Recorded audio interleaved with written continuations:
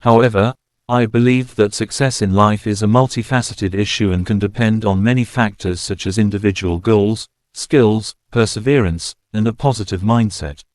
In my own experience, success comes from a combination of creativity, curiosity, and hard work. As a scientist, I needed to be creative in developing new theories and experiments, curious about the mysteries of the universe, and willing to work tirelessly to test and validate my ideas. Additionally, I believe that a positive mindset is essential for personal and professional success. It is important to have a clear vision of your goals, a willingness to take calculated risks, and a fearlessness to overcome obstacles and failures. But ultimately, what defines a successful life is a highly individualized matter that requires introspection and self-discovery. There are many paths to success, and each person needs to determine for themselves what that means to them and what they are willing to do to achieve it.